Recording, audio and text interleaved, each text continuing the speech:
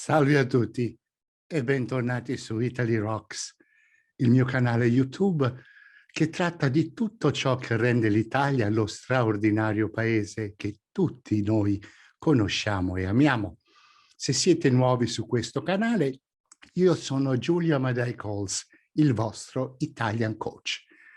Oggi faremo un altro viaggio nell'affascinante mondo della lingua italiana parlata e ci occuperemo della consonante H. Sapete che cosa serve in italiano la H? Sapete come si pronuncia? Forse avete dubbi come pronunciare queste parole? Restate con me e alla fine di questo video vedrete che non avrete più problemi.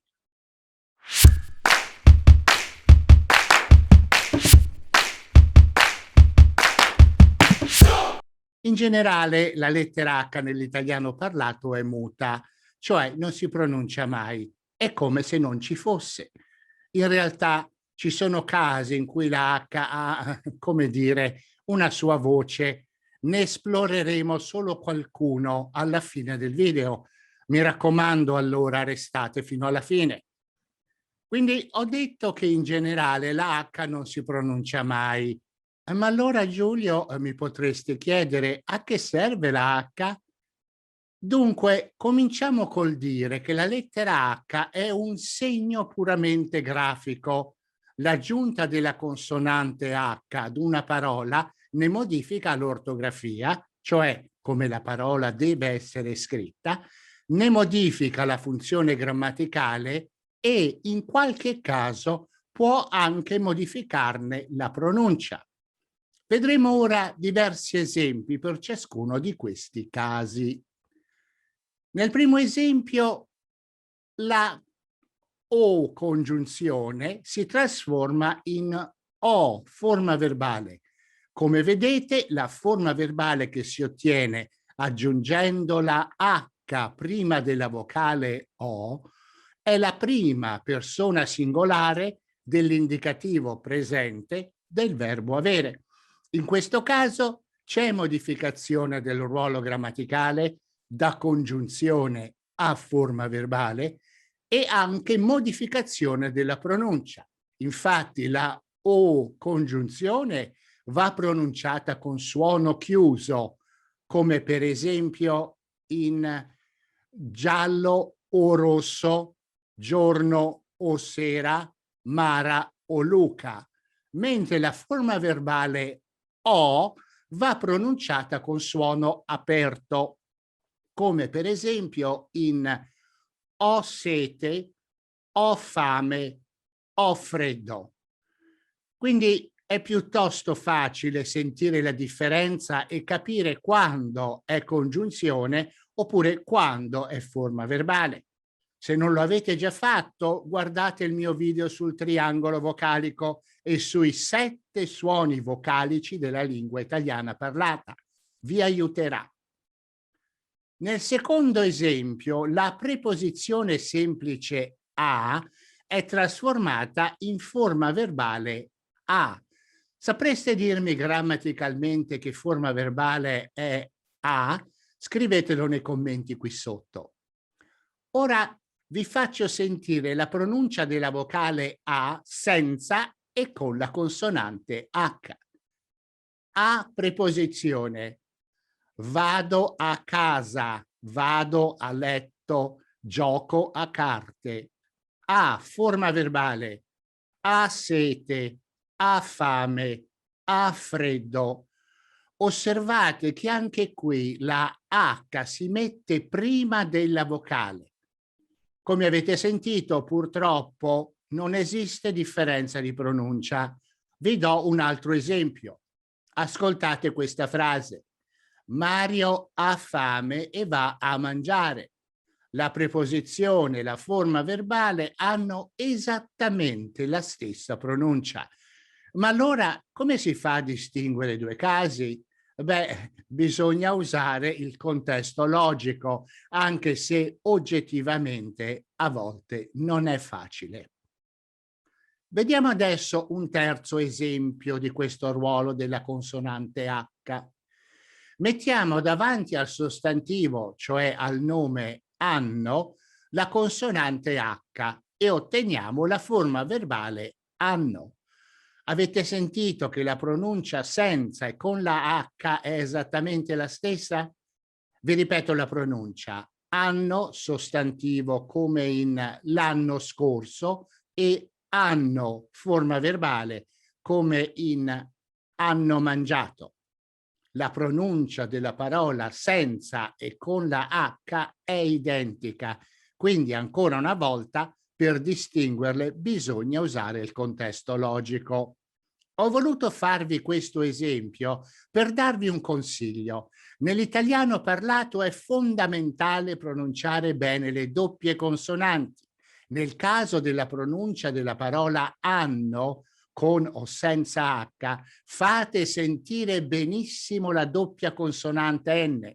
Infatti la parola italiana ano con una sola N è il tratto ed orifizio terminale dell'intestino retto.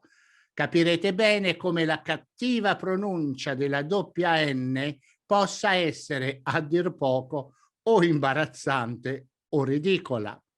Farò a breve un video su come riuscire bene a pronunciare le doppie consonanti in italiano. Non si tratta solamente di una questione di perfezionismo, ma spesso la stessa parola ha un significato molto diverso se ha una sola consonante oppure la stessa doppia consonante. Vi prometto che sarà più facile di quanto non possiate immaginare. Quindi, se non volete perderlo, e se non l'avete già fatto, cliccate subscribe e sulla campanella per le notifiche di nuovi video. Siamo arrivati adesso alla più importante funzione della H nella lingua italiana parlata, la cosiddetta pronuncia dolce e dura di 4 gruppi consonante vocale, i gruppi C, I, C, E e i gruppi G, I, G, E.